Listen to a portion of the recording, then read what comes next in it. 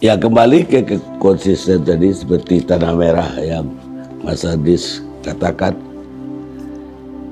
itu justru belakangan dijadikan orang sebagai kesalahan Mas Adis memberi IMB di tanah merah, sehingga ketika itu meledak rakyat kena di Pelumpang gitu. Ya.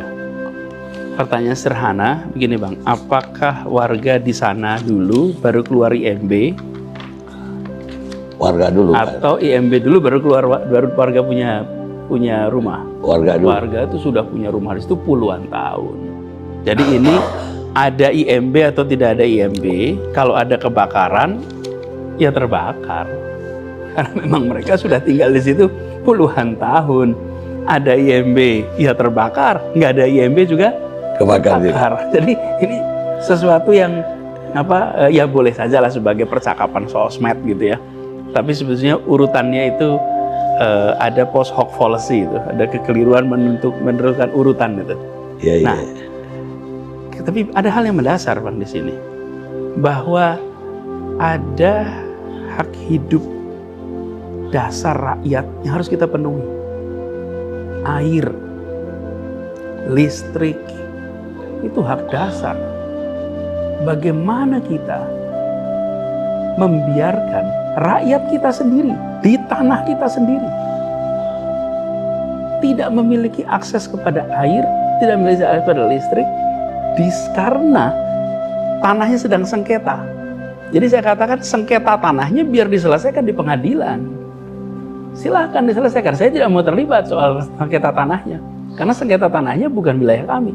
Tapi saya sebagai yang bertanggung jawab di Jakarta harus bisa memberikan hak dasarnya, air di situ, sehingga mereka bisa mendapatkan air bersih dengan harga yang terjangkau. Yang kedua, mereka mau berusaha Bang, itu udah puluhan tahun di situ. Oke. Dengan ada IMB, mereka bisa ambil kredit, mereka bisa ngurus IUMK, izin usaha mikro kecil, dapat pinjaman hidup mereka. Jadi ini adalah sebuah jalan tengah untuk menyelesaikan persoalan yang lebih besar, yaitu tanah ini statusnya apa secara kepemilikan. Satu sisi mereka sudah tinggal di situ puluhan tahun, dan ada aturan perundangannya yang mengatakan bila sudah ditempati selama 20 tahun lebih, maka bisa menjadi. Tetapi ada catatannya banyak itu, bila tidak ada klaim dan lain-lain. Tidak sederhana lah. Saya supaya paham kompleks masalah itu, biar itu diselesaikan. Tetapi hak hidup mereka jangan hilang. Lalu ada hal yang penting juga Bang, saya sering sampaikan kepada teman-teman pengelola BUMN di Jakarta. Banyak sekali di Jakarta ini tanah yang disebut sebagai tanah negara Bang. Tanah milik BUMN di Jakarta. Saya pernah tanya sama beberapa teman-teman di BUMN, saya sampaikan. BUMD. BUMN. Oh ya. Ya seperti status ini kan tanah di Pertamina itu. Ya. Itu kan milik BUMN. Pertanyaan saya, dulu BUMN beli dari siapa? Saya tanya, dulu beli dari siapa? Saya tanya, beli dari siapa? Hampir semua tidak beli, hampir semua itu adalah milik perusahaan Belanda. Perusahaan Belanda dinasionalisasi, kemudian asetnya dicatat pindah menjadi catatan milik BUMN. Sekarang pertanyaan berikutnya, Belanda beli dari siapa tanah itu? Belanda beli dari warga Betawi? Ya enggak ada lah. Belanda datang ke sini dia pakai garis saja sendiri tanah itu. Ini miliknya Belanda.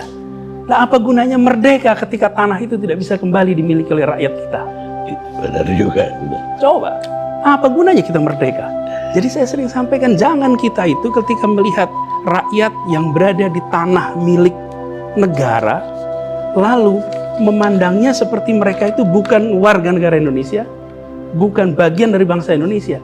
Kalau ini adalah bangsa lain yang menduduki tanah kita, itu soal lain.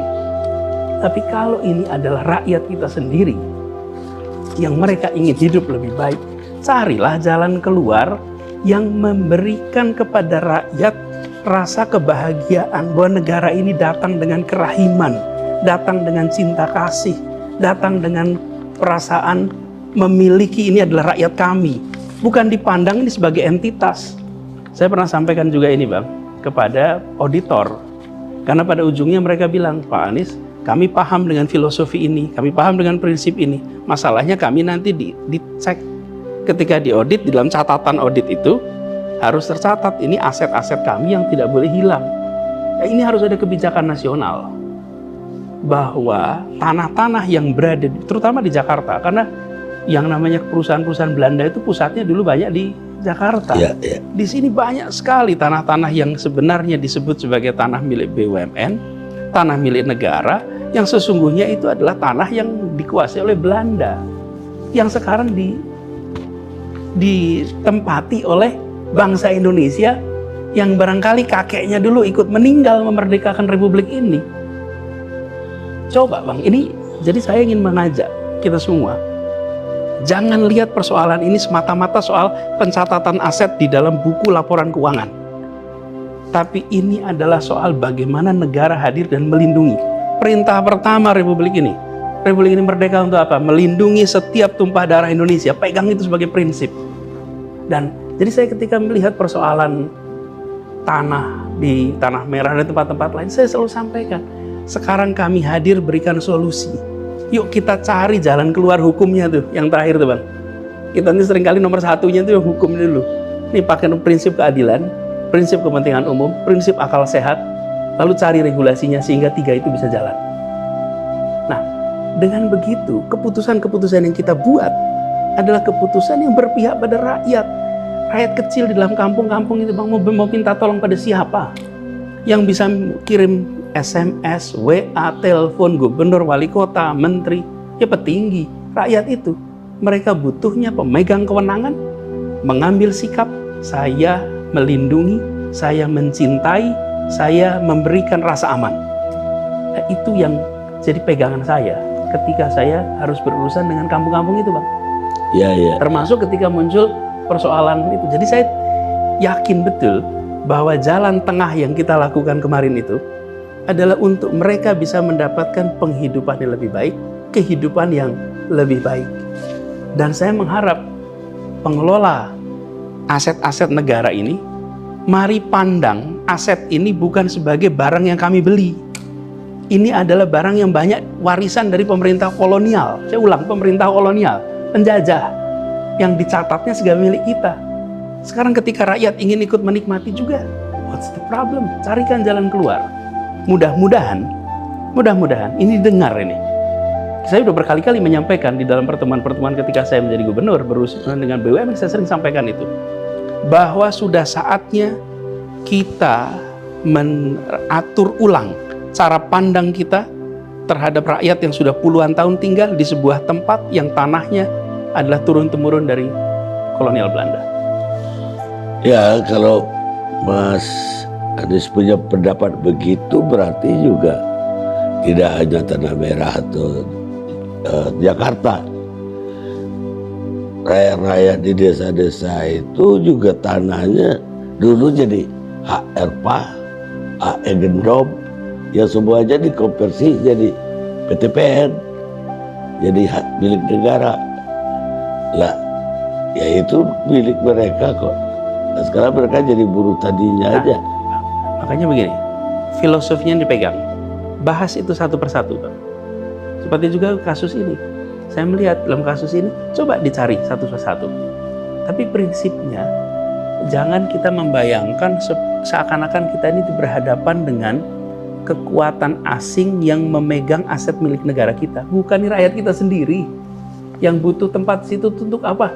Bukan menjadi bilioner, untuk bisa nyekolahin anak, untuk bisa hidup.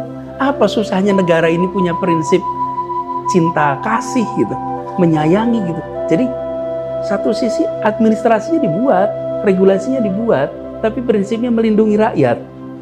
Kita ini seringkali tidak peduli sama rakyat kita sendiri. Yang penting negara ini hadir untuk melindungi rakyat. Jangan dibalik bahwa kita ini hadir untuk melindungi negara. Ini cara pandang kolonial ini. Cara pandang sebagai negara merdeka adalah negara hadir melindungi orang-orang yang berjuang untuk memerdekakan gitu. Jangan yang memerdekakan malah gak dapat apa-apa.